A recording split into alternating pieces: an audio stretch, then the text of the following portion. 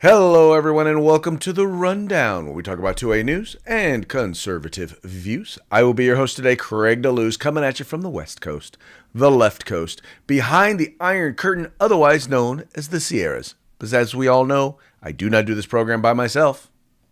Yeah, as long as the internet cooperates, I am your co-host from the East Coast. That's the coast with the most, from the co-host with the most, here on The Rundown, 2A Views, conservative news. My name, Mike Piwowarski, and it's great to be with you all.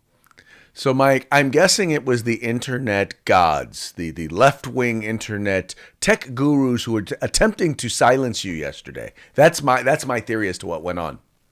What I think it might be, Craig, it might be the sympathetic Las Vegas gods that realized I needed one more day to really get out of the post Vegas didn't sleep for a week funk and gave me that day yesterday. Although it's not like I got to sleep. I was sitting up trying to get the computer done, everything. In fact, I cut myself yesterday, Craig, while working on the computer junction box. And the odd thing is vodka and Red Bull came out. So Why does that not surprise me?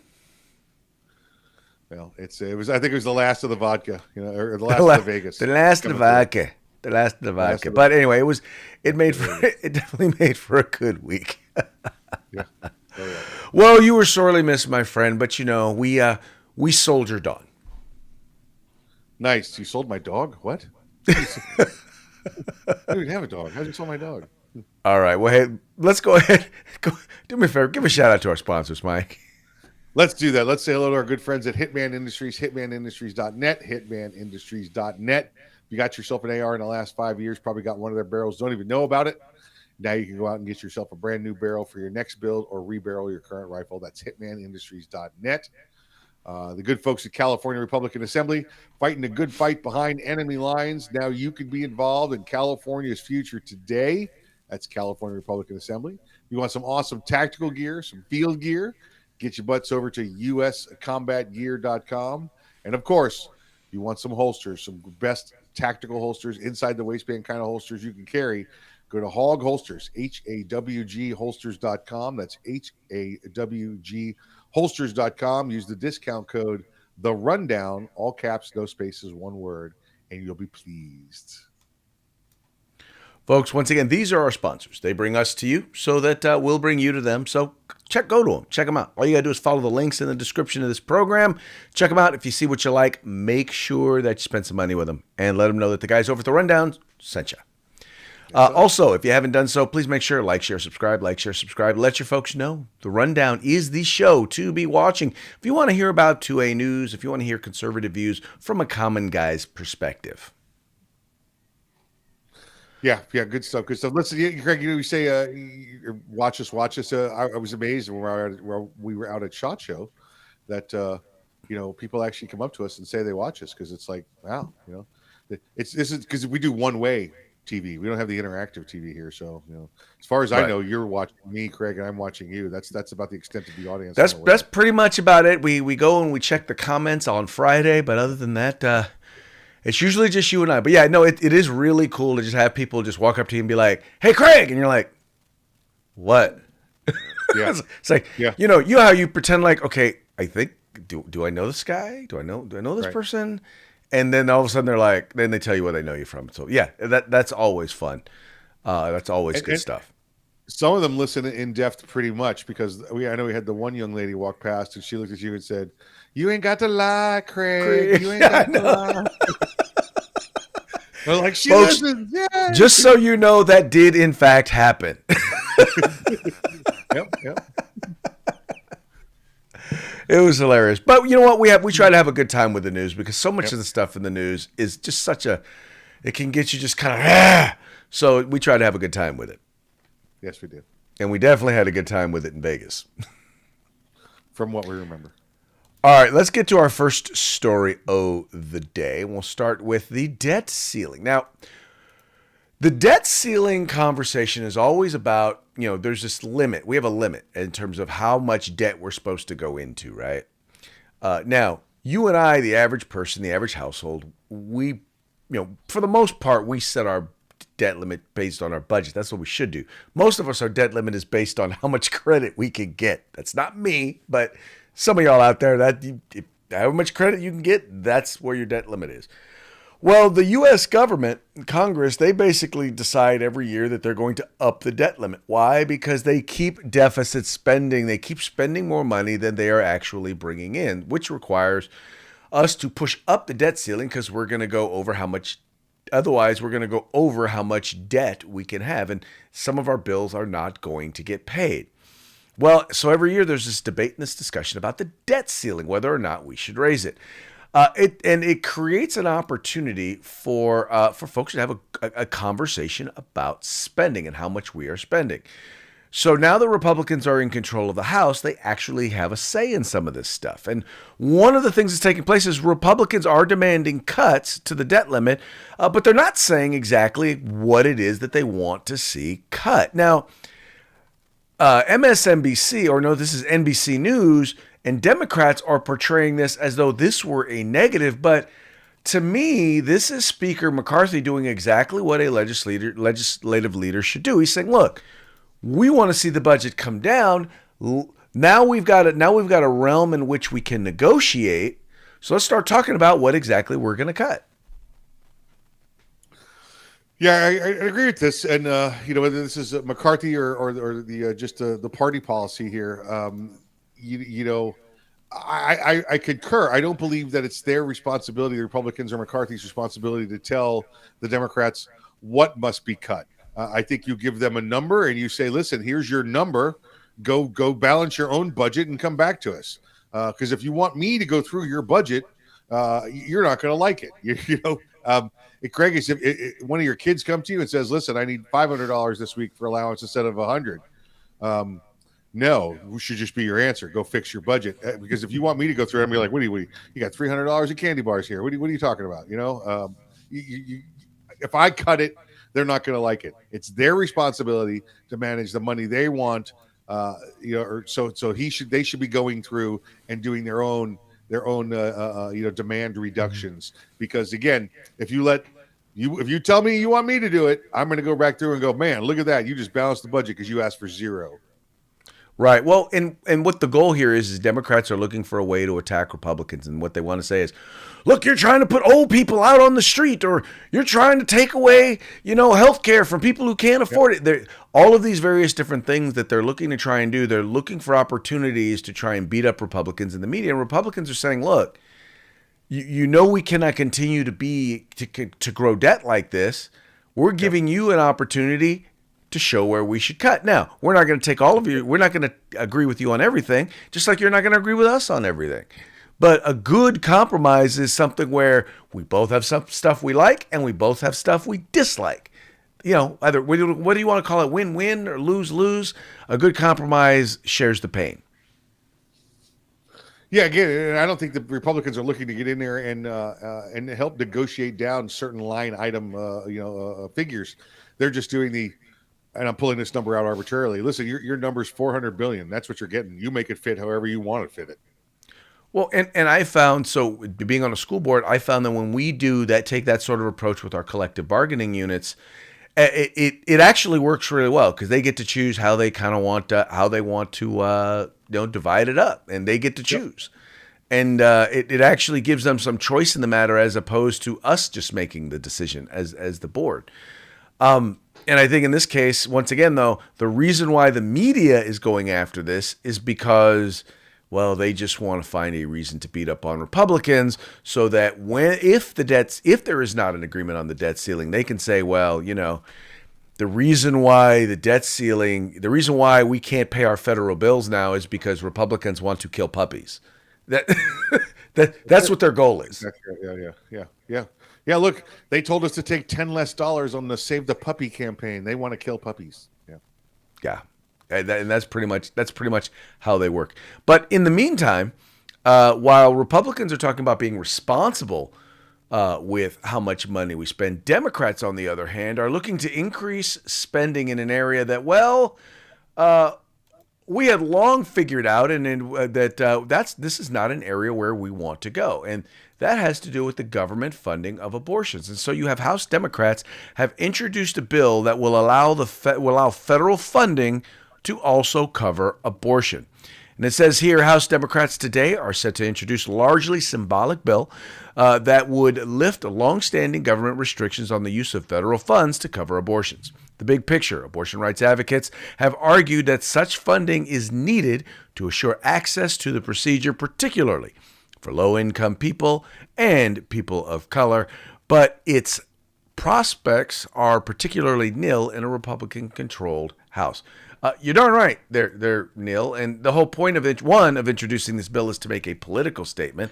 But study after study has said that people don't want the government funding abortions. They don't want their tax dollars going to kill children in the womb.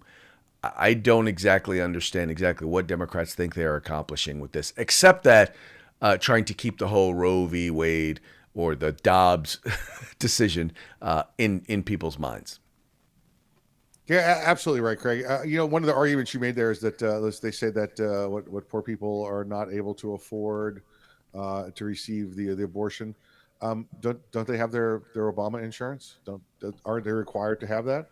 Should this be a non-issue? Isn't that covered already? I'm sorry, I don't know why you would make an argument that doesn't apply. This is elective surgery. This is it is the death of the child in the womb. The government should not be funding that.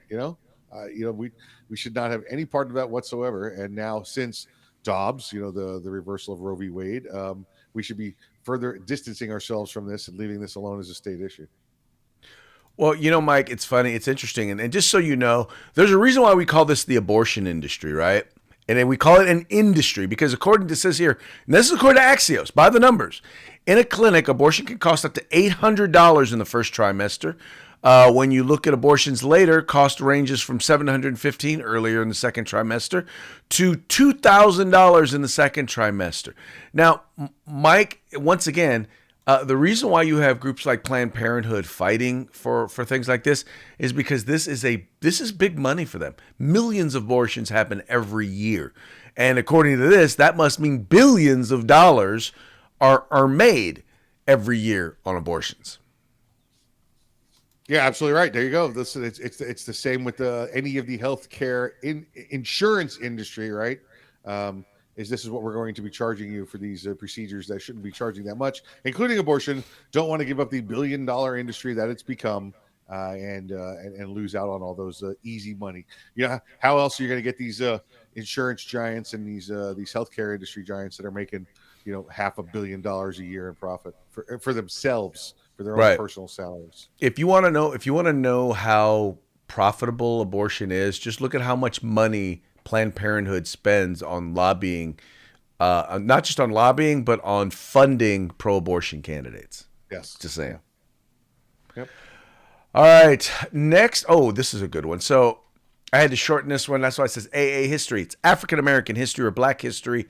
That Black history is being revised, or at least the AP class that was proposed. That has been proposed. Was proposed as a pilot program in various different states, and Florida flat out rejected it because of its attempt to inject queer theory into Black history.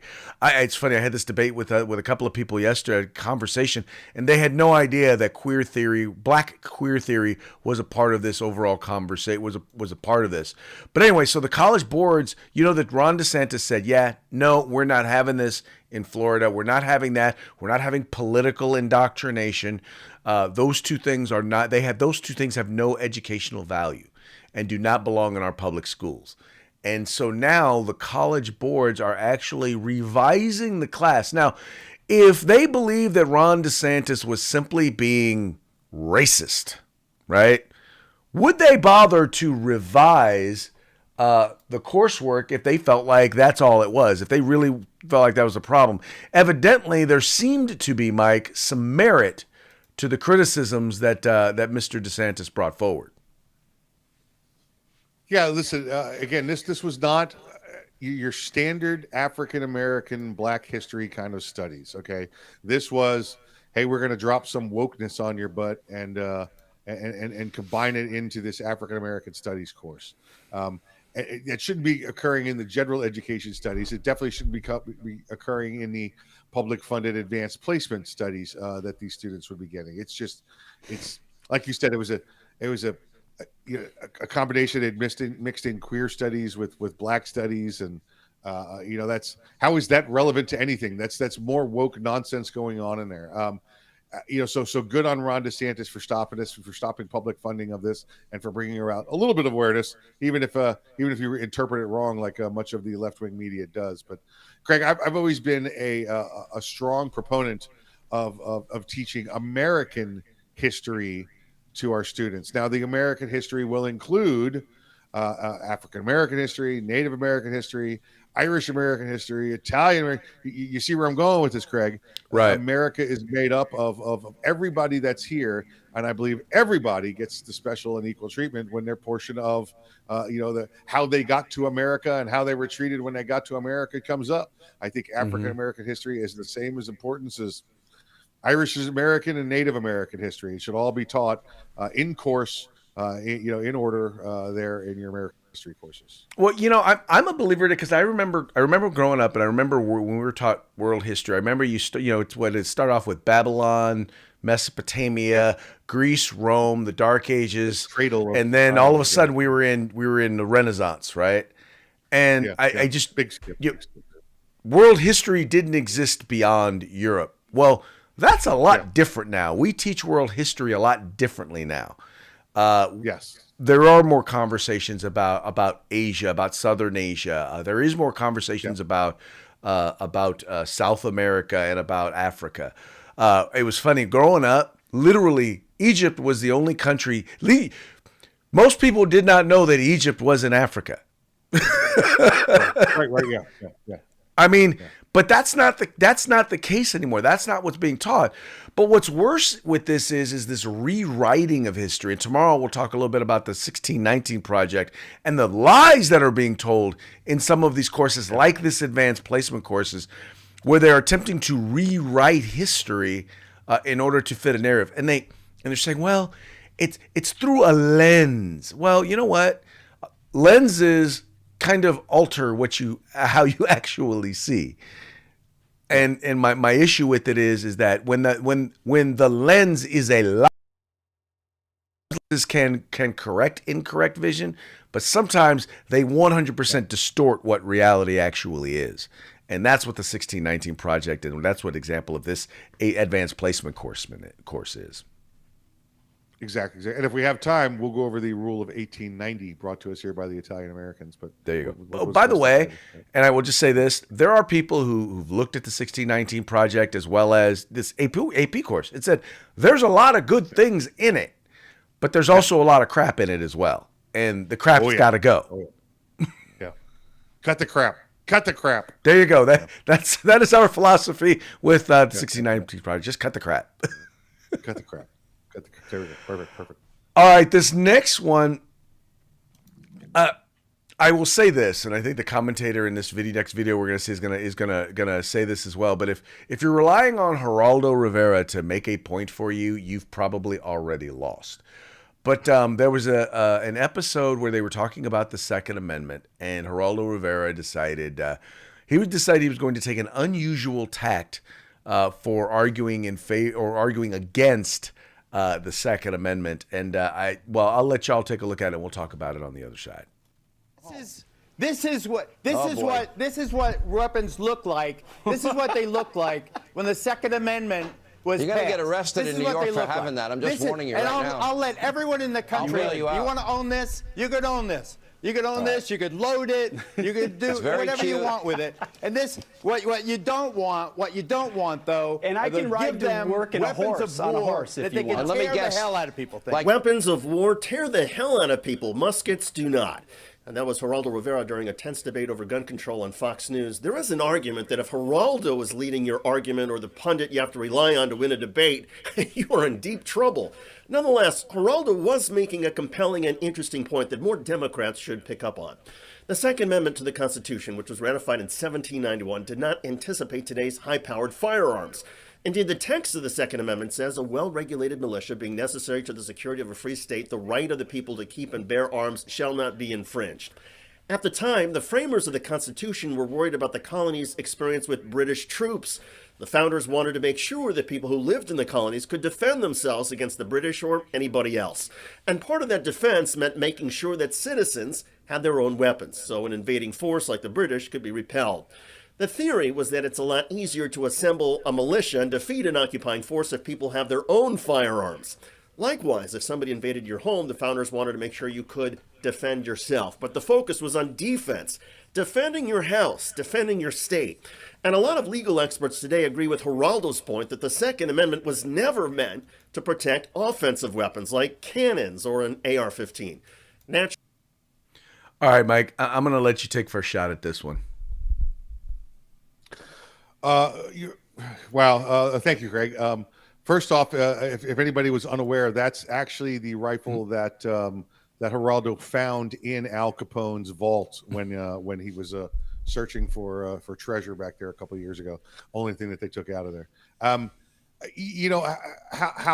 long do you want to spend on this, Craig? Because it's been proven over and over and over again that the Second Amendment doesn't apply to things. The entire Constitution does not apply to things that only occurred in 1791. If that were the case, First Amendment would not apply to newspapers, not apply to the internet, not apply to magazines, not apply to public speech. It would apply to anything. We get that, all right? This is a moronic argument that the small-brained person comes up with and thinks they've solved the whole solution. Let's move on, okay? You don't want to move on yet? Okay, how about electronic surveillance for Fourth Amendment protections? But we didn't have electronic surveillance back in 1791. Okay, I guess it must not be covered. We can let the police do that. They can tap your phones. They can use cameras from across the street to record audio and video in your house. That's okay because it didn't exist in 1791. Stupidest argument ever. The next portion of this that we hear is this is not the weapon of war. This is not what our founding fathers were thinking. Because here's this quote: many experts believe. Oh, many do. Okay, well, guess what? Many more believe the other side. How about citing some actual sources? How about, I don't know, going back to perhaps papers that the founding fathers wrote back and forth to each other, called the Federalist Papers, and actually see what they wrote, what they were talking about, rather than what you think what they were talking about. I would take both of these knuckleheads, bound their heads together until nothing but juice comes out, because there's nothing else in there. Well, you know what, the only aspect of it that I would, because by the way, you did a phenomenal job, but the whole idea of defensive weapons versus offensive weapons, I'm like, yeah, weapons are weapons, and every defensive weapon is also an offensive weapon.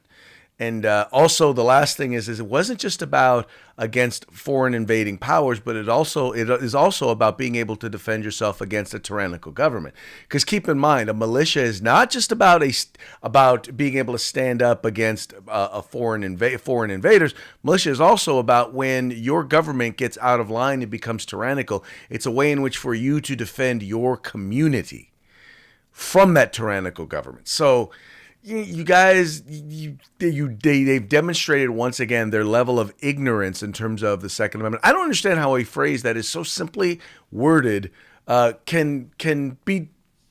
You have to be epically stupid to not be able to understand the right to keep and bear arms shall not be infringed.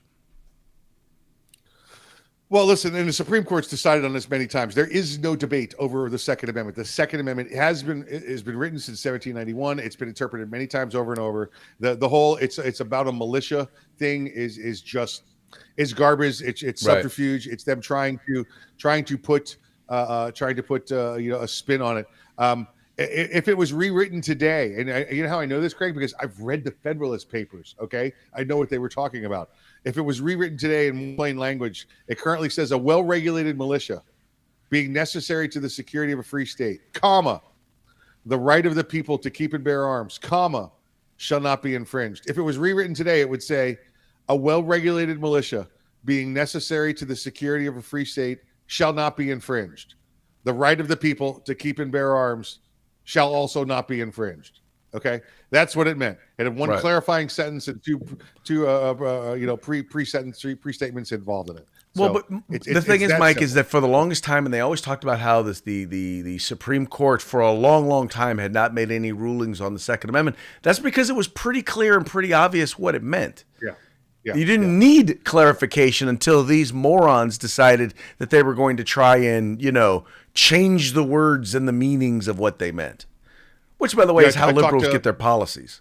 By changing the meaning of stuff. I talked to Dr. John Lott this past week, and this conversation came up, and he's taught at some law schools as well. And he said, "I wonder how many nevers we would have needed to make it completely understood. Like, shall not be infringed. What if it had said shall never, never, never, never, never, never, never, never been infringed? Is 8 never, the never, right ever, number? ever, never, never, ever, ever, never. Yeah, right. What's the right combination to make you believe shall not means shall not? Well, anyway, Geraldo Rivera embarrasses himself, embarrasses anti-gunners, which they do on a pretty regular basis. Oh, yeah. Okay, time to move on to our parting shots, brought to you by Hog Holsters. That's hogholsters.com. Go there and get your holster today. Make sure you use the discount code The Rundown. All caps, no spaces. Get your holster today. Our first parting shot, this is a fun one. This is in the spirit, once again, of equal justice under the law. As we now know, it seems to be a whole bunch of presidents and vice presidents have decided that they're going to hold on to classified documents. But needless to say, each and every one of those individuals are not treated equally. This one, you got Flash up at the top. It says, and it's got him running with the whole, electrical, looking like he's fast. And it says, FBI releasing photos of declassified documents found at Mar-a-Lago. And then the bottom photo is a picture of a tortoise. That would be a turtle, slow turtle. Anyway, just so you know. FBI, and this is FBI releasing photos of classified documents found at multiple Biden locations. Now, Mike, we know that it took them, let's see, for us to finally tell the public, for the media and for the public to know, let's see, November, December, January, 2-3 months. Yet they had photos out the same day or within a couple of days of the documents in Mar-a-Lago. Well, they had live feed from Mar-a-Lago, Once again, folks, I'm not saying I don't know if this is. I think one thing we learned from all of this is it's more common than we think, and it's probably too common. I don't know how big a deal it is and what we need to do to correct it, but it's a bipartisan problem that's happened in multiple administrations. But there was only one administration where we had an armed raid on a former president's home. Televised armed raid. That's right. There you go. So that's it. That's what we got. No equal justice under the law. But hey, you know what, Mike? No double standard. Yeah. I'm thinking they need to take some of their intelligence security policies from Kentucky Fried Chicken, because KFC made it clear. They said, "Look, we never stored our secret recipe in a garage. That's why it's still secret." 11 herbs and spices. 11 herbs. But then, Mike, the other thing is though, Kentucky Fried Chicken is dealing with their own crises. I don't know if you've heard, not only are they having they're having a problem getting chickens, as well as, other places are having problems getting eggs. Because obviously if there's a problem getting eggs, there must be a problem getting chickens. But the eggs issue, it's kind of a little different. And here's the reason why. You want to read this one to the folks? I will, and I'm going to rephrase it because it's written wrong. I hate when people do that. Please do. Heard on the radio yesterday that the egg shortage is because so many hens are identifying as roosters. It sounds like a problem. Definitely sounds like a problem. Now, this last one is not really connected to anything in particular in the news, except that it's the president. I don't know if you guys have ever heard of Wish.com, but it's it's kind of like a low budget order direct from China company. Bunch of stuff that you can buy there that are basically American knockoffs. Anyway, having said that, needless to say, the quality of most of the products, many of the products ordered on Wish, let's just say they leave one wanting. And so this is what happens. When you buy a president, but you ordered from Wish.com and get a Chinese knockoff, and it's a picture of President Joe Biden. That's the truth. That's the fact, Jack. Yep.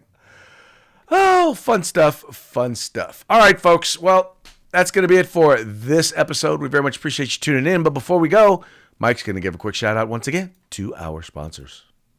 Yes, I am. Let's say hello to our good friends at Hitman Industries. That's hitmanindustries.net, hitmanindustries.net. Rifle and pistol caliber barrels, rifle and pistol caliber lengths available for you at hitmanindustries.net.